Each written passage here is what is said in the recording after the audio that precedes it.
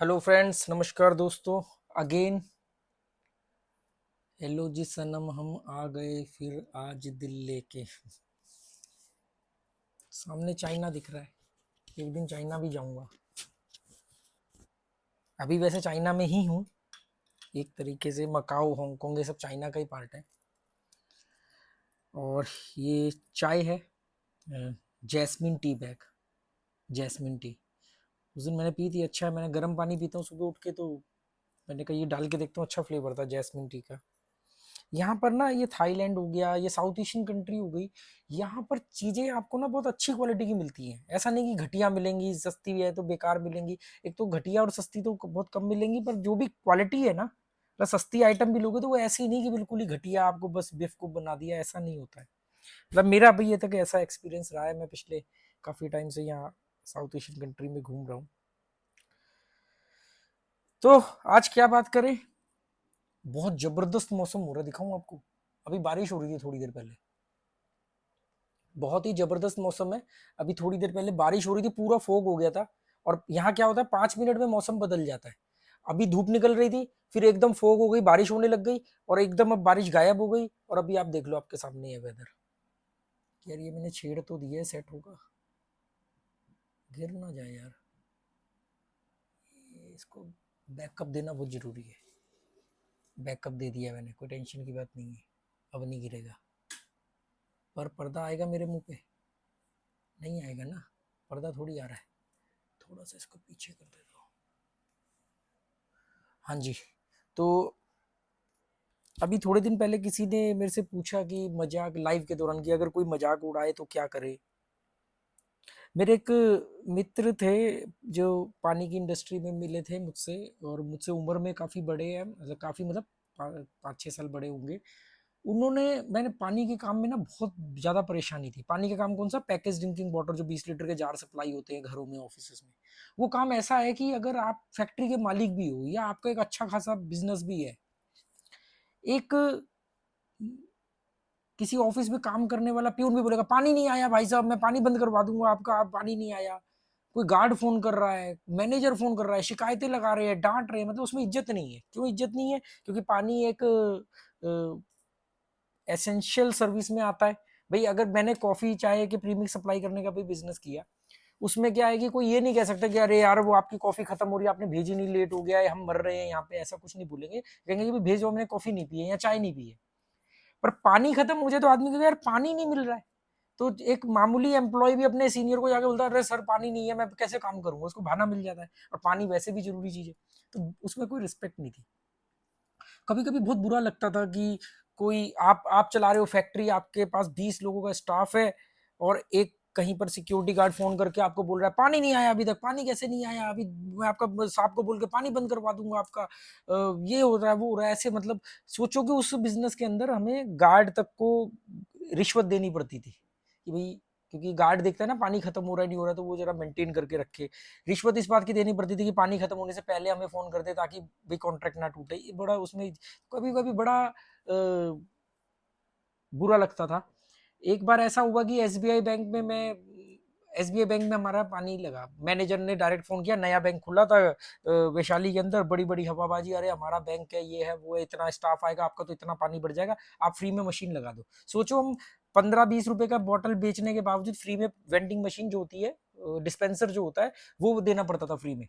तो हमने उस बैंक में जी, चलो ठीक है, मैनेजर बोल रहा है एक लगा दी, 5,500 की मशीन आती थी वो डिस्पेंसर, वाटर डिस्पेंसर, वो लगा दिया, जा रहा सप्लाई। पूरे महीने में 300-400 रुपए की बिलिंग हो रही है। वो नहीं नहीं अभी नया है, बढ़ेगा बढ़ेगा कर रहे हैं। 300-400 रुपए का महीने का बिलिंग आ रही है, मतलब टोटल बिलिंग 300-400 रुपए की। मतलब पूरे महीने में 15 बोतल भी नहीं लग रही है, 15-16 बोतल महीने की लग रही है। और 5,000 की, 5,500 की मशीन दे रखी है, और उसमें एक बार पानी खत्म हो गया तो मैनेजर ने मेरे को बोला, और थोड़ा सा टेढ़ा मुंह करके बोला। मैंने कहा यार सर आप एक बार बताओ, आपने मेरे को बोला मशीन लगा दो, आपको हम कम से कम 2-3 हजार की बिलिंग देंगे, 2-3 हजार, 2 हजार की बिलिंग होगी तब जाके तो उसमें 300-400 रुपए का प्रॉफिट आएगा, 500 रुपए का प्रॉफिट आएगा। तो आप तो बिलिंग ही टोटल आपकी 300-400 की हो रही है। कह रहा है ये क्या मतलब होता है, आपने पानी खत्म हो गया पानी भेजो, आप ये कैसे, मतलब ऐसे। तो आपका पानी बंद कर रहे हैं हम। मैंने कहा ठीक है, मैं लड़का भेज के अपनी मशीन उठवा लेता हूँ। अब उसको लग गया बुरा, गया, अरे तो मशीन उठवा रहा है, दूसरा कोई देगा नहीं। तो थोड़ी देर बाद मेरे पास एक कांस्टेबल का फोन आता है, सिपाही का, गाजियाबाद में सिपाही बोलते हैं ना, सिपाही का फोन आता है पुलिस का, पुलिस वाले का, कि जी मैं इंदिरापुरम थाने से बोल रहा हूँ। मैं कहा हाँ जी बताओ। मुझे लगा कोई गाड़ी वाड़ी रोक ली होगी, कहीं गाड़ियां जाती सप्लाई करने वाली। वो जी वो पता नहीं कौन से त्यागी जी का फोन आया था, वो उनके बैंक में पानी खत्म हो गया, पानी क्यों नहीं भेजते हो? तो मैंने कहा उन्होंने पुलिस कंप्लेंट करी है क्या मेरी? करे नहीं, वो हमारा बैंक है ना। मतलब हमारा बैंक मतलब सारे पुलिस वालों के खाते थे एसबीआई बैंक में, या उसका होगा पर्टिकुलर। तो मैं उस दिन सोचा, मैंने कहा क्या बिजनेस कर रहा है यार तू, क्या बिजनेस कर रहा है? तो मैं बड़ा मायूस हुआ। तो मैंने अपने वो फ्रेंड जिनकी मैं बात कर रहा हूँ उनसे मैं मिला। मैंने एक दिन ऐसे उनके साथ बैठ के चाय वगैरह पीते थे, काफी देर बातचीत होती थी। तो मैंने कहा क्या करे, ऐसे ऐसे होता है। कह रहे थे कि इस बिजनेस में काम करना है ना, इसमें वही कामयाब हो सकता है जो जलील हो सकता है। ये बात मुझे समझ में आई, और मेरे को ज्यादातर बातें जो शुरू में समझ में आती है, बाद में मैं उसको और ज्यादा रिसर्च अब जब 2-3 साल में करता हूँ तो मुझे मालूम पड़ता है कि जिनको मैं सही मान रहा था वो गलत बात है। बिजनेस में जलील होकर के अगर बिजनेस कर रहे हो तो आपकी औकात 2 कौड़ी की है, आपकी अंदर रीढ़ की हड्डी नहीं है। ठीक है? बिजनेस, व्यापार या पैसा कमाना तो छाती ठोक के कमाओ, वहां पर जलील होने का मतलब शोषण करवाना होता है। पर जिंदगी में कामयाब होना है, इस इस समाज के अंदर कामयाब होना है, टिके रहना है और वर्चस्व स्थापित करना है, तो जलील होना आना पड़ेगा, जलील होना सीखना पड़ेगा, जलील होने की आदत को डेवलप करना पड़ेगा। मतलब उन्होंने बात सही बोली, पर टुच्चे काम के लिए बोल दी। मतलब बिजनेस पैसा कमाने के लिए जलील हो रहे हो, फिर तो बहुत सारे ऐसे प्रोफेशन है जिसमें पैसा कमा लो, पैसा बहुत है पर जलालत है। पर जिंदगी में ये बात, अब ये कैसे, आप इसको कैसे समझोगे? जैसे वो किसी ने लाइव में पूछा कि लोग मजाक उड़ाते तो क्या करें। अगर आप लोग मजाक उड़ा रहे हैं या आपको जलील कर रहे हैं, रिश्तेदार जलील करते हैं, सबसे ज्यादा माँ बाप भी करते हैं, और आप उस जलील से आपकी ईगो हर्ट हो गई। कमाल की बात है, हाथी बैठा होता है ना, आसानी से खड़ा नहीं हो पाता। उसको खड़ा करने के हल्की सी सुई चुभाओ, एकदम उछल के खड़ा हो जाएगा। इतने बड़े हाथी को कोई रस्सी बांध के नहीं कंट्रोल किया जाता। हाथी को कैसे रस्सी बांध सकते हो? तो ऊपर जो महावत बैठता है उसके पास एक छोटा सा एक लकड़ी होती है, अंकुश बोलते हैं उसको, उसके आगे सुआ निकला होता है, वो उसके कान के पीछे उसको चुभाता है, तब वो उसको डायरेक्शन देता है सुए से, उसको अंकुश बोलते हैं। महावत हाथी को ऐसे चलाता है। तो रिश्तेदार जलील कर रहे हैं, लोग मजाक उड़ा रहे हैं, यार दोस्त मजाक उड़ा रहे हैं, यहां पर आपको ये मजाक सहने की क्षमता डेवलप करनी पड़ेगी, जलील होना सीखना पड़ेगा। फिर आप समझ लो आपने एक आवरण हो गया आपके ऊपर, आपने एक रेनकोट पहन लिया, फिर आपको इनमें से किसी की बात का कोई फर्क नहीं पड़ेगा। पर 99% और लोग इंडिया में और ज्यादा बाकी जगहों पर भी, पर इंडिया में स्पेशली ज्यादातर लोग भावुक होते हैं। किसी रिश्तेदार ने कुछ बोल दिया तो बस ईगो हर्ट हो गई, माँ बाप ने कुछ बोल दिया ईगो हर्ट हो गई, जलील कैसे कर दिया इसने, अब हम इसको करके दिखाएंगे, हम ये करेंगे वो करेंगे।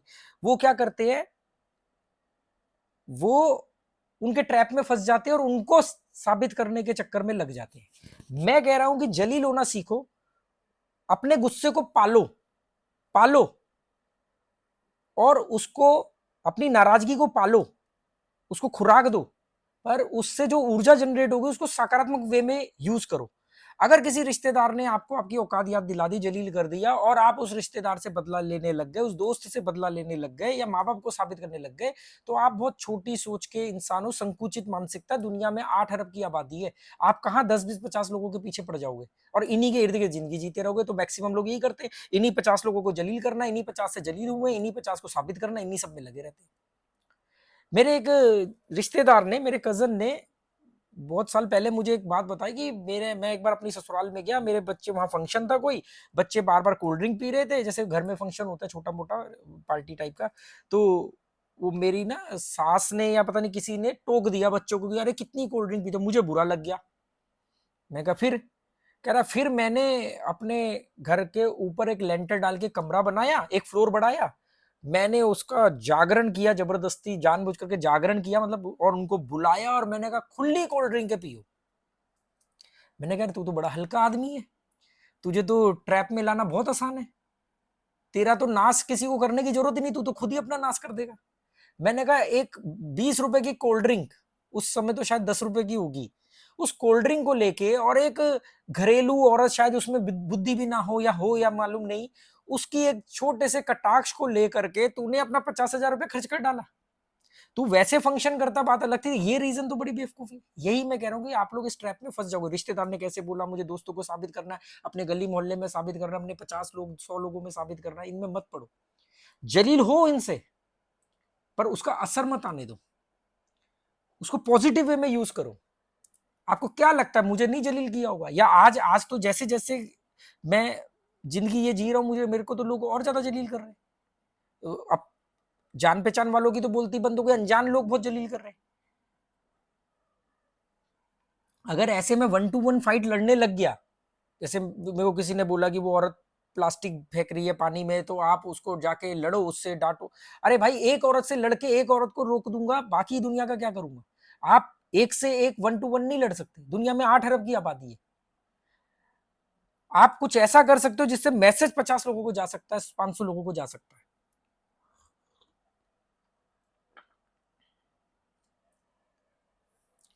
महात्मा गांधी की 1-to-1 लड़ाई थी अंग्रेजों से, जब उन्होंने साउथ अफ्रीका में उनको ट्रेन से रंग भेद के चक्कर में उतार दिया था, फर्स्ट क्लास डिब्बे से उतार दिया था।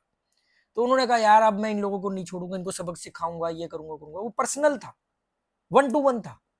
फिर पर आगे जाके उन्होंने उसको समझा कि यार ये बात मेरे अकेले की नहीं है, ये बहुत सारे लोगों की, तो कुछ ऐसा करते जिससे सब लोग आगे बढ़े। आप लोग क्या कर रहे हो? आप 1-to-1 उलझ जाते हो, अपने मौसा फूफा ताया दोस्त रिश्तेदार ये वो उन सब में उलझ जाते हो, क्योंकि उन्हीं के बीच में पैदा हुए, उसी गटर में पैदा हुए, उसी गटर में मर जाओगे। लोग मुझसे पूछते हैं आप इतने देश घूमते हो, आपको कभी कोई बैड एक्सपीरियंस नहीं हुआ? कई जगह पर ऐसा होता है, कई बार लोग आपको टोक देते हैं, जलील करते हैं, कुछ भी करते हैं, कोई फर्क नहीं पड़ता भाई। अगर ये एक मिला, दो मिला, तो 50-100 अच्छे लोग भी तो मिले। और इसने जो चीज के लिए टोका, सबसे बड़ी बात यह है कि जब भी कोई आपको जलील करे, आपकी आलोचना करे, आपकी बुराई करे, उससे नाराज होने से पहले ये देखो कि जो उसने बोला है वो सही है या गलत है।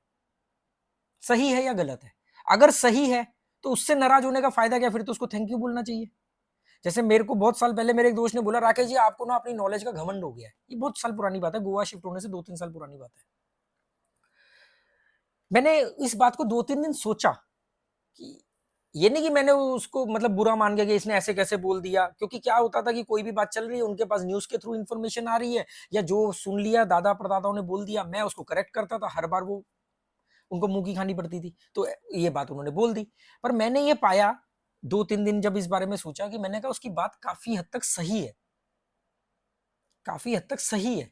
क्योंकि आप हर जगह पर अपनी नॉलेज को शेयर करोगे तो दूसरे का मान सम्मान तो छिन जाएगा। अब वो मूर्ख है, वो अपनी मूर्खता वो पर मान नहीं रहा, तो वो अपनी मूर्खता शेयर करके स्प्रेड करके थोड़ा सा अपना एक वर्चस्व बना रहा है, थोड़ा सा अपना अस्तित्व बना रहा है। मैं जाके उसका अस्तित्व छीन लेता हूं। तो मुझे लगा कि यार कुछ हद तक ठीक है, क्योंकि अपनी वैल्यू, अपनी बातों को वहां शेयर करो जहां पर उसका असर हो सके। तो मोटी बात ये, कंक्लूजन ये है कि जिंदगी में अगर आगे जाना है तो ईगो को, अहम को साइड में रखो।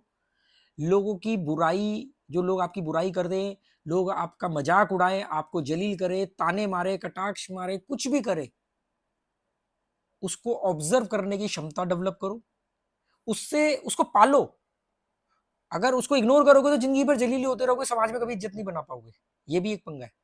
उससे नाराजगी से जो ऊर्जा जनरेट हो, उसको सकारात्मक वे में यूज करो। 1-to-1 मत जाओगे, इसको सबक सिखाना है नहीं। इसने ये बोला, मैं अपने आप में वो डेवलपमेंट लेके आऊंगा कि इसके जैसे 1000 लोग जो आगे मुझे जीवन में मिलने वाले हैं, वो ये बात ना कर सके। हम लोग क्या करते हैं, पर्सनली लग जाते हैं। मेरे गिनती के 2-3 दोस्त हैं, अगर मैं उनको ये साबित करूं कि देखो मैंने ये किया या वो किया, या मेरे जो 10-20 रिश्तेदार है, तो मैं तो उन्हीं में सिमट के रह जाऊंगा।